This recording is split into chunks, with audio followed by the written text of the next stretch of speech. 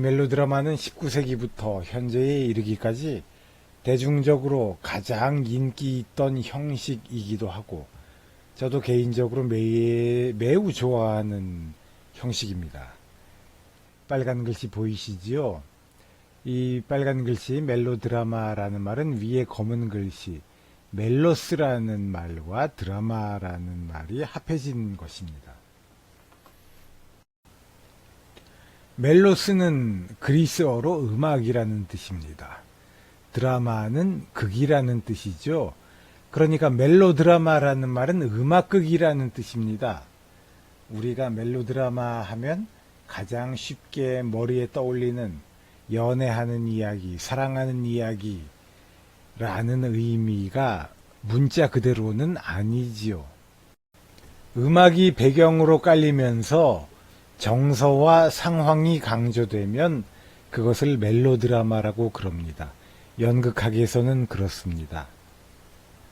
그런데 관습적으로 우리나라에서는 멜로드라마 하면은 연애하는 이야기, 사랑하는 이야기 정도로 이해되고 있죠.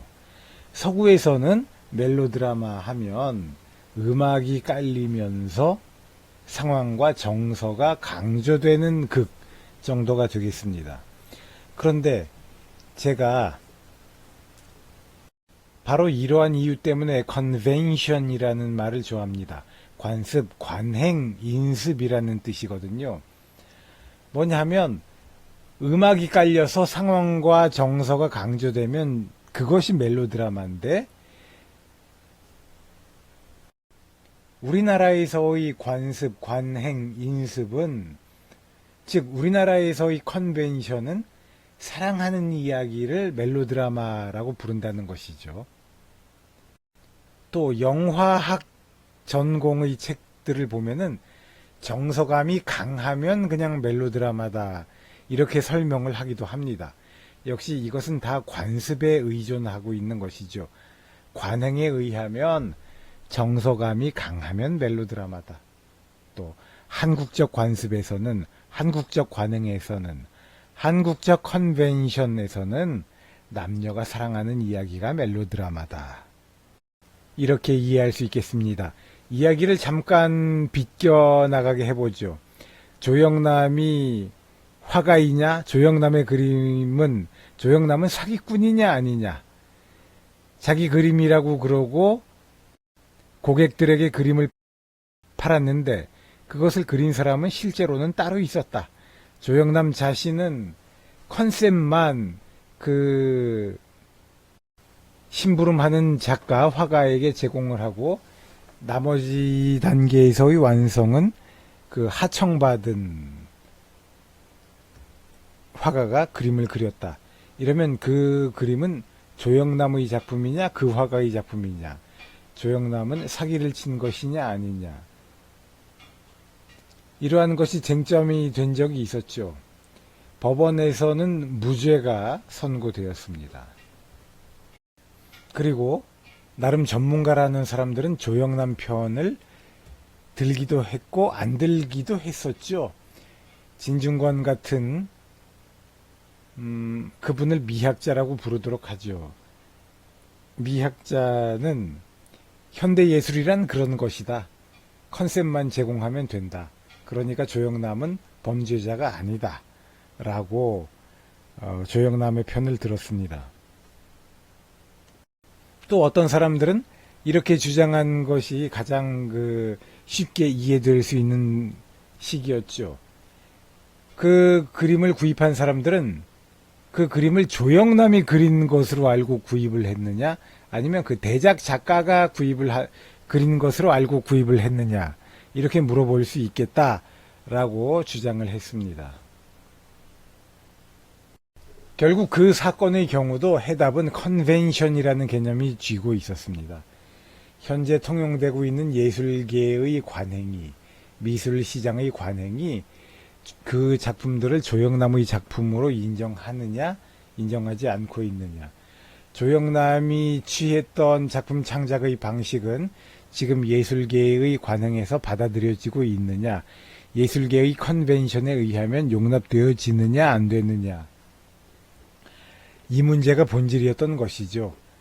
그런데 결국 현재의 예술계의 관습, 컨벤션에 의하면 그 작품들은 조영남의 작품으로 간주된다 라는 견해가 우세했고 법정에서는 그 견해를 채택했던 것입니다. 다시 멜로드라마의 이야기로 돌아가도록 하죠. 멜로드라마가 뭐냐? 이것을 칼로 자르듯이 명확하게 정의하기는 쉽지 않을지 모릅니다. 우리나라의 컨벤션에서는 사랑하는 이야기, 남녀가 사랑하는 이야기, 그런 드라마를 멜로드라마라고 그러고, 서구에서는 정서감이 강하면 멜로드라마라고 그러고, 우리 연극학 쪽에서는 음악이 배경에 깔리면서 상황과 정서가 강해지면, 강조되면 그것을 멜로드라마라고 불렀습니다. 이것이 관습, 관행이었습니다. 그런데 이러한 유형에서 음악만 싹 빠지면 어떻게 될까요? 상황과 인물들이 유형화되었을 때, 그때 음악이 깔리지 않아도 그 극적 상황과 인물의 유형이 다른 멜로드라마들과 같으면 그것은 멜로드라마라고 불렸습니다. 그러니까 음악이 꼭 깔리지 않더라도 예전의 멜로드라마들과 상황과 인물의 유형이 유사하면 지금은 그런 것들을 멜로드라마라고 부르고 있습니다. 관습적으로 말이죠. 우리는 멜로드라마라는 말을 관습적으로 사용하고 있습니다. 관행적으로 사용하고 있습니다. 컨벤션으로서 멜로드라마라는 용어를 사용하고 있습니다. 멜로드라마라는 용어는 컨벤셔널한 것입니다. 우리 사회의 다른 많은 측면들처럼요. 자, 지금부터 이러한 것들은 멜로드라마라고 부른다. 지금부터 시작이다. 시작. 이러고 시작한 게 아닙니다. 긴 세월 동안 많은 사람들이 멜로드라마라는 용어를 사용했고 멜로드라마라는 것들이 있어 왔는데 그것이 그 개념이 어떻게 시작되었는가를 후대의 학자들이 추적해 보니까 어떤 사람들은 루소가 처음 그런 말을 시작했다라고 하기도 하고 또 어떤 사람들은 프랑스의 대중적 연극에서 멜로드라마라는 개념이 탄생되었다라고 이야기를 하기도 합니다. 아무튼 정확한 정밀한 설명은 우리가 장담을 할 수가 없고요. 멜로드라마라는 것은 관습적으로, 관행적으로, 컨벤셔널하게는 어떠한 것들을 지칭하여 왔는가를 살펴보는 것이 우리의 주된 업무가 되겠습니다. 그런데요, 우리나라 사람들은, 우리 민족은 천성적으로 혹은 전통적으로 매우 멜로드라마틱했습니다. 매우 멜로드라마적이었습니다. 우리가 이러한 우리들의 정체성을 확인하기 위해서도 멜로드라마라는 개념에 대해서 잘 살펴보려고 합니다. 멜로드라마를 이해하면서 우리는 과연 멜로드라마라는 것이 우리 삶의 진실을 반영하는가, 우리의 삶을 진실되게 반영하는가, 우리 시대의 삶을 제대로 그려내고 있는가에 대해서 한번 생각해 보면 좋을 것 같습니다. 19세기 이래로 멜로드라마는 대중적으로 가장 인기 있는 형식입니다. 대중들은 왜 멜로드라마를 좋아할까요? 멜로드라마는 드라마의 음악 반주가 수반되면서 상황과 정서를 강조하는 형태의 극입니다. 그리고 상황과 인물들이 유형화되어 있지요. 이 유형화된 인물들은 일관되는 어떤 도덕성을 가집니다. 선한 사람은 속속들이 선하고 악한 사람은 속속들이 악하게 되죠.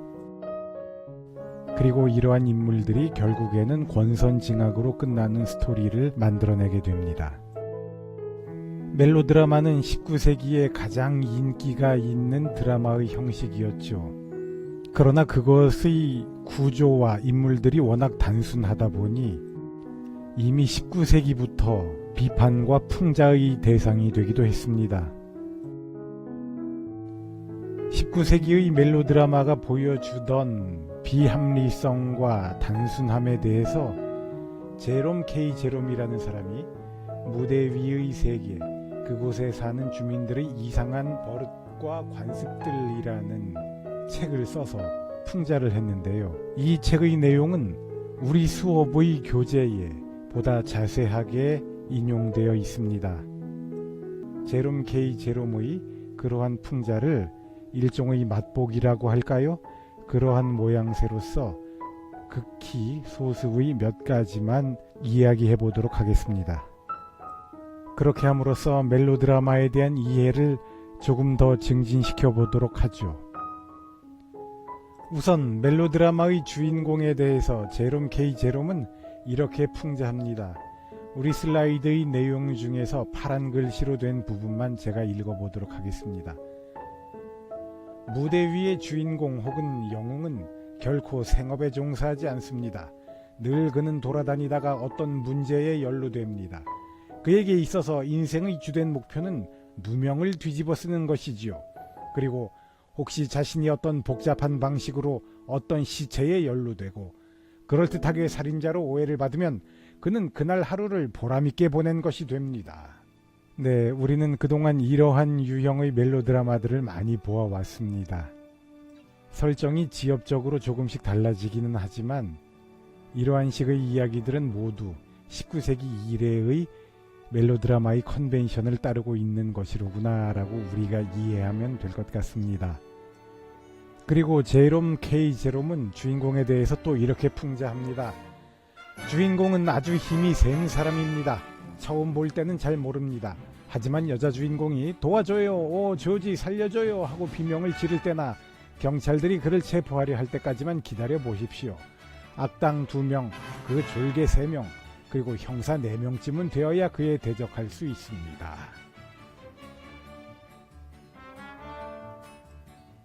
네, 역시 우리는 이러한 유형의 주인공들을 많이 보아왔죠.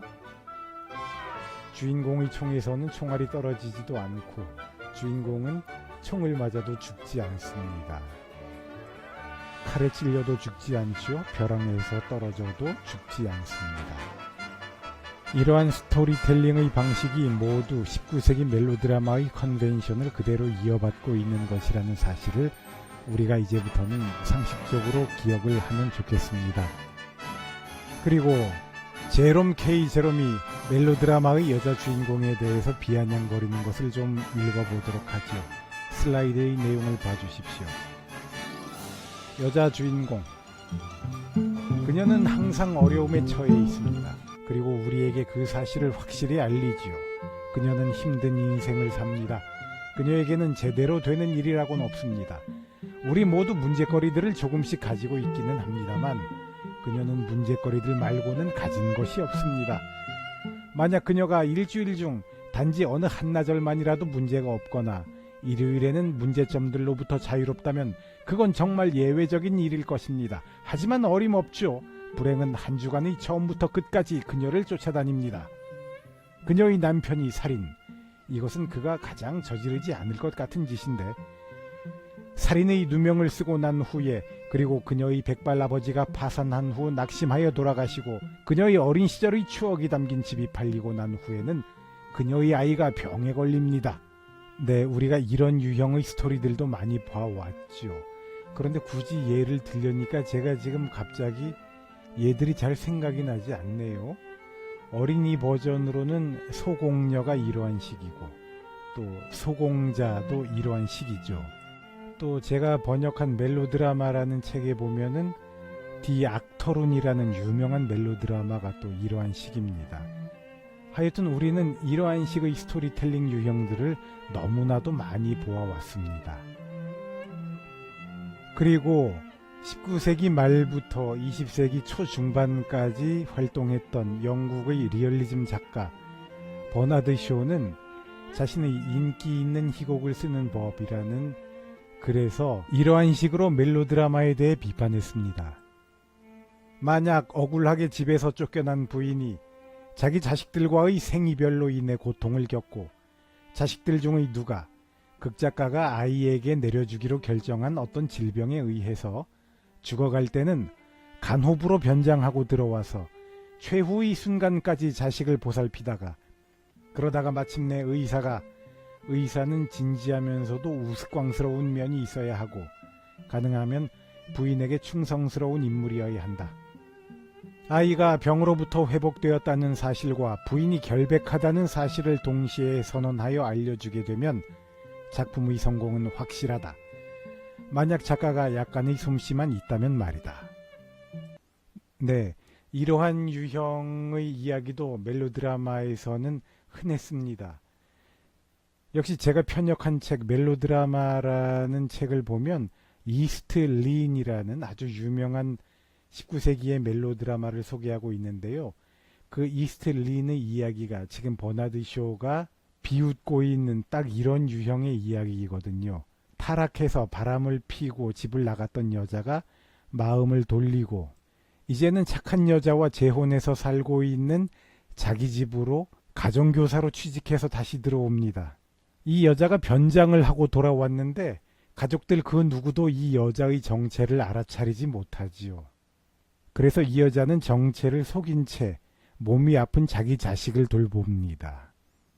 이런 식으로 여자가 변신을 해서 돌아왔는데 그 아무도 알아보지 못하는 경우가 우리나라의 텔레비전 드라마에서도 근래에 아주 인기를 끌었었죠.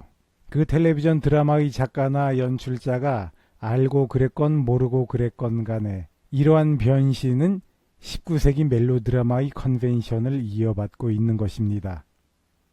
우리나라의 멜로드라마에서는 그러한 변신의 예가 어떻게 나오고 있는지 한번 보시겠습니다.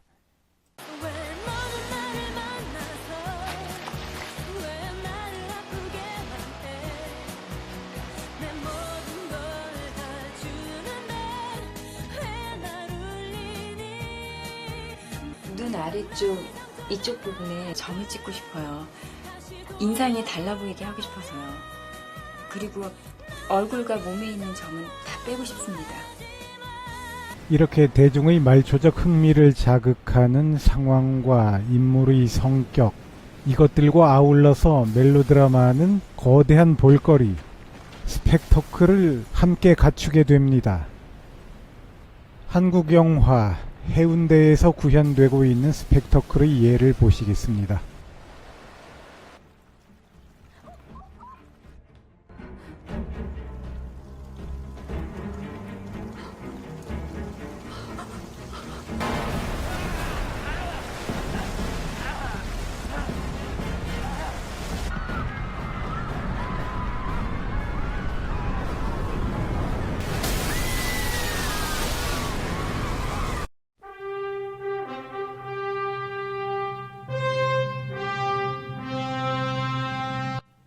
이제 외국의 예도 잠깐 보죠. 전형적이고 대표적인 멜로드라마 슈퍼맨입니다.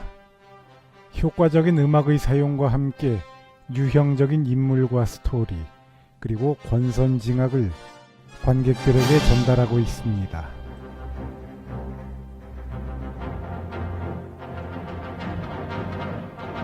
네, 제가 초등학교 5학년 때인가 6학년 때 국제극장에 가서 본 멜로드라마 슈퍼맨의 예고편쯤에 해당하는 트레일러였습니다. 연세가 저와 비슷하신 분들, 또 저보다 연세가 많으신 선배님들 옛날 국제극장 기억이 나실 것입니다. 지금은 아마 그 자리가 동화면세점으로 되어 있을 겁니다. 옛날에 국제극장 앞에는 광장이 있었고 또 거기에 파출소도 하나 있었죠. 그런 기억들 나실 겁니다.